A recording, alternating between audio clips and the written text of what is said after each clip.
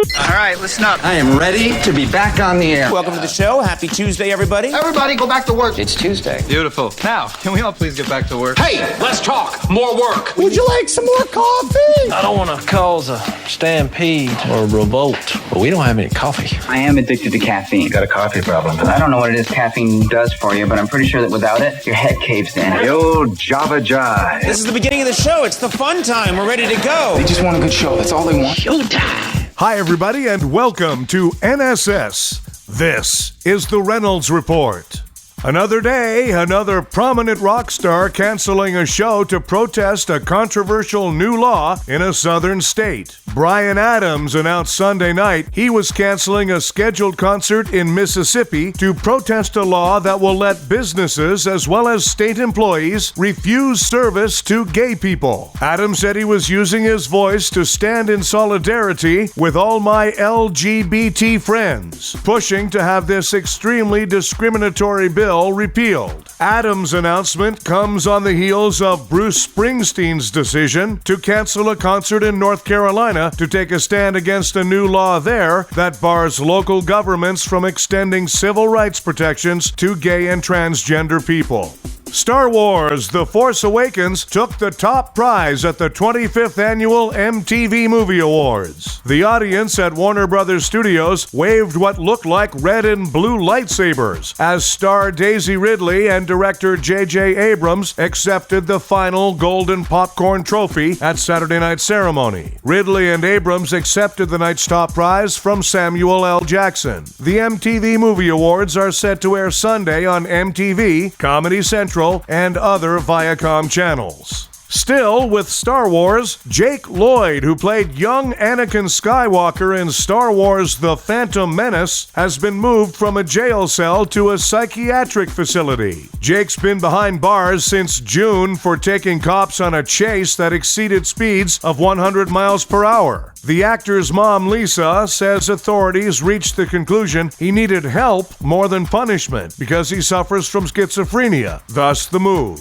Lisa says she spoke with Jake last week and can already see an improvement in his personality. Is it just me, or is the Masters tournament sounding a little dirty? The Masters. Sir Nick Faldo. Way too hard for me to step outside. The weaponry, the long putter is perfectly legal, Nick. Regardless of its length. Let's get to one. Please. Up the back section. As he goes through the human tunnel. How does he appear with no golf club? How does he appear with nothing else on him? That is deep and dark in there. Still looking back at it, Nick. Just too hard. The hole accessible today. Yeah, not too much trouble here inside the hole for Matsuyama. Now Jordan with that driving iron picked the gap. Beautiful smooth surface. It's like velvet. This is one of the more accessible hole locations. You just can't ram these in from 3 feet. You have to really give it little half an inch or an inch. Yes. It's about as much as you could bite off, I would think. Hoping it comes off the ridge, but it just didn't get far enough up there, Nick. The hardest thing, Dottie, is you've almost got to be hole high. Huge. Wonderful up and down, Royce. Wonderful tempo. What a way to go. In Ohio, a grand jury indicted a former Cleveland Browns employee for embezzling $88,000 from the team. They became suspicious when the employee seemed to actually enjoy working for the Cleveland Browns.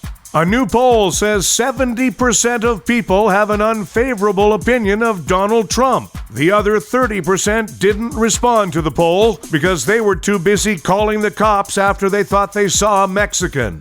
A British music critic has selected the 100 greatest songs of all time. So carry on with your day, writes said Fred. Anne Hathaway named her newborn son Rosebanks. I'll use that in a sentence for you. Rosebanks will spend most of his high school years stuffed in a locker. Kristen Stewart celebrated her birthday on Saturday. She got gift cards to Home Wrecker Depot.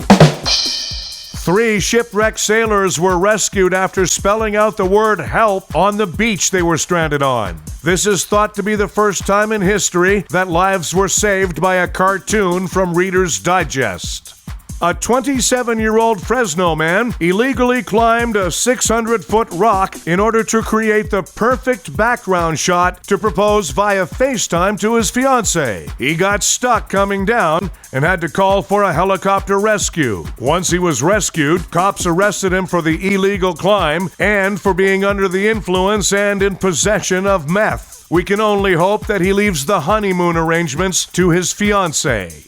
A man in the UK was caught on a dating app using the same pickup lines at the same time to two different women who happened to be a mother and daughter. Wow, there's just no stopping that Mick Jagger. Time for Nobody Gives a F***. Kevin Federline has released a new rap single. There's no word when the other three horsemen of the apocalypse will arrive. Hey, K-Fed, nobody gives a f***.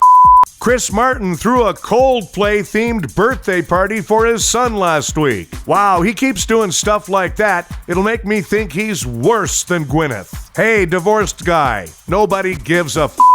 A Nike retirement tribute video to Kobe Bryant has many athletes describing Kobe as arrogant and annoying. In fact, more arrogant and annoying than actors with 3 names or singers with 1.